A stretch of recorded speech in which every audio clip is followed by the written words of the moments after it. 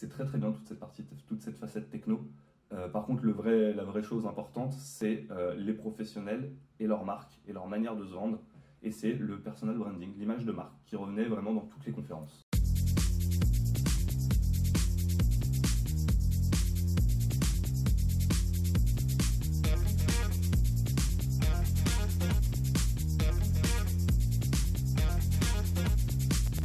Bonjour à tous et bienvenue dans un nouvel entretien Immobilier 2.0. Aujourd'hui, c'est un entretien un petit peu particulier. C'est vrai. Puisque je suis avec mon acolyte de tous les jours, mon collègue et celui que je ne présente plus avec tous nos passages sur Radio Imo, Arnaud. Comment est-ce que tu vas déjà pour commencer ? Eh ben écoute, je vais très bien. Je te remercie de m'avoir invité. J'espère que les gens qui me regardent vont bien aussi. Et toi, comment vas-tu ? Écoute, moi ça va, je suis au top. Je suis très prêt pour cet entretien qui me paraissait très intéressant à faire pour une raison bien simple, c'est que tu reviens de New York, ouais. De l'Inman Connect. On va parler de tout ça, mais avant toute chose, est-ce que tu peux te présenter peut-être pour tous les gens qui ne te connaîtraient pas ? Alors, moi je suis Arnaud Mzaoui.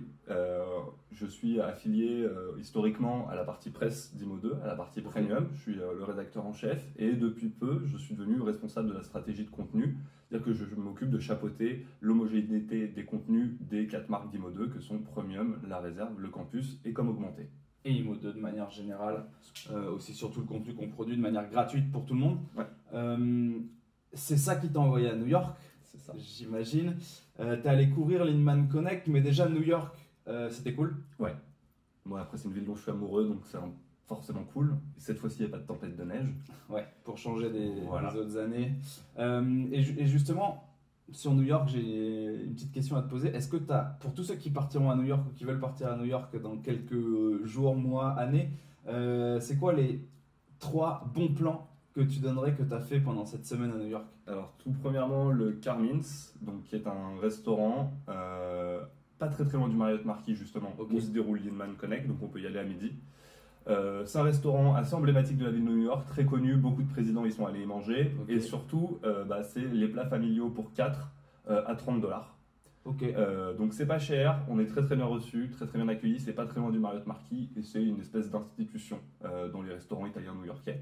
Ok, deuxième bon plan. Le deuxième bon plan que j'aurais à donner, c'est le Jongro Barbecue et plus largement la Korea Way, c'est-à-dire l'avenue coréenne, encore à Manhattan. Les barbecues coréens sont géniaux, très très très bons en termes de nourriture. Et ensuite, pour aller dans un karaoké ou boire un coup, c'est vraiment une avenue super sympa, super safe, et vraiment des très bons prix. Et troisième conseil, alors cette fois-ci, on s'éloigne un petit peu de Manhattan parce que moi je suis quelqu'un qui préfère Williamsburg et Brooklyn. Et cette fois-ci, c'est le bar CAD. Donc c'est quelque chose d'un peu plus underground, c'est un ancien entrepôt qui a été transformé en bar et salle d'arcade. En plein Williamsburg, c'est assez trendy, assez hipster, c'est franchement super sympa. Ok, top. Bon, après t'étais pas là-bas pour t'amuser, t'étais là-bas pour bosser.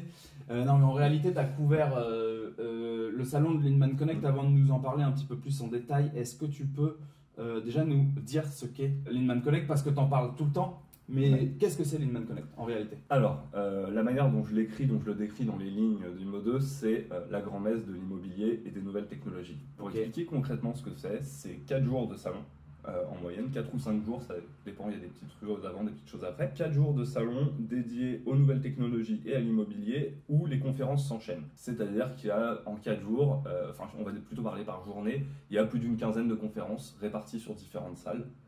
Et ça s'enchaîne, et c'est un lieu où donc ces conférences-là, plus beaucoup de professionnels viennent pour réseauter, signer des deals et simplement faire du networking, réseauter comme je le disais. C'est quoi ? C'est 3000 agents immobiliers qui viennent de tous les États-Unis à New York et une autre fois à Las Vegas, parce qu'il y a aussi celui en juillet ou en août, c'est souvent fin juillet, début août, à Las Vegas. J'imagine que c'était intéressant. Quelles sont les grandes tendances, toi, que tu as vues au sein de ce salon ? On en a déjà parlé plusieurs fois, les tech-enabled brokers, c'est-à-dire les brokers dopés à la technologie. Ce sont toutes ces marques, ces réseaux, ces enseignes qui se vendent comme des entreprises technologiques avant d'être des entreprises immobilières et qui en fait, en réalité, sont des réseaux qui ont décidé de mettre la technologie au cœur de leur développement pour fournir les meilleurs outils à leurs collaborateurs. Voilà. Autre grosse tendance qu'on a vue, c'est les iBuyers. Rebelote, là, c'est quelque chose dont on a déjà beaucoup parlé. Les iBuyers, je suis des personnes qui font des offres de rachat au prix du marché en 48 heures. l'argent débloqué en 14 jours. Ok, bon ça c'est des choses dont on parle beaucoup sur Immobilier 2.0, on vous mettra des articles d'ailleurs si vous voulez aller lire des choses sur les iBuyers ou sur les agents immobiliers dopés à la technologie. Est-ce que tu as vu d'autres tendances un peu plus nouvelles, Ouais, alors un peu plus nouvelles, il y a des nouveaux business models qui se créent dans l'immobilier. Ouais. Toi et moi on a déjà parlé, où il y a une espèce de déportation de la gestion des risques vers les pros de l'IMO. Et pour le dire concrètement, aujourd'hui ce sont des professionnels de l'immobilier qui font crédit à des particuliers sous certaines conditions, bien évidemment. Qui remplacent les banques. Limite, oui, c'est ça. En fait, pour faciliter l'accès au crédit. Alors, aux États-Unis, en Amérique, c'est très compliqué l'accès au crédit. Il y a des crédit scores, etc. Je pense que dans nos contrées, c'est également compliqué, mais peut-être différemment. C'est pas les mêmes manières de débloquer les crédits, effectivement. Et il semble vraiment qu'il y a toute une emphase sur ces sociétés-là et sur cet apport-là. Et donc, en réalité, aujourd'hui, c'est des professionnels de l'immobilier qui vont gérer le risque du crédit immobilier. Donc en fait, ce que tu me dis, c'est qu'ils vont de plus en plus vers la finance et qu'en plus, ils vont de plus en plus vers la prise de risque. Ouais. On voit des pros de l'immobilier qui prennent de plus en plus de risques. Il y a d'autres tendances que tu as pu voir Ouais, en fait, c'est la grosse tendance en réalité, et ça peut paraître assez fou, mais c'est l'image de marque, c'est le branding. Et moi, ce qui m'a vraiment paru, c'est qu'en fait, on est arrivé dans un moment de la vie de l'écosystème immobilier où la technologie fait pleinement partie de ça, les algorithmes font pleinement partie du paysage de l'écosystème immobilier, et en fait on en revient à une base qui est c'est très bien toute cette facette techno. Par contre la vraie chose importante, c'est les professionnels et leur marque et leur manière de se vendre. Et c'est le personal branding, l'image de marque, qui revenait vraiment dans toutes les conférences. Ok. Et du coup, bon, j'imagine que tu as écrit un petit peu là-dessus. Tu as écrit beaucoup d'articles, je crois, dans le dossier d'ailleurs. Ouais. Est-ce qu'il y a un conseil vraiment qui était au-dessus de tout ça toi, tu as passé 4 jours vraiment baigné là-dedans. Tu as vu le retour un petit peu des professionnels, comment ils ont ressenti des professionnels de l'immobilier de terrain, on parle. Comment ils ont ressenti les choses et c'est quoi pour toi le conseil avec lequel ils sont partis en disant ça, il faut que je bosse là-dessus en 2020? Et en fait, ça va être, on revient un petit peu sur la question précédente, mais c'est clairement l'image de marque.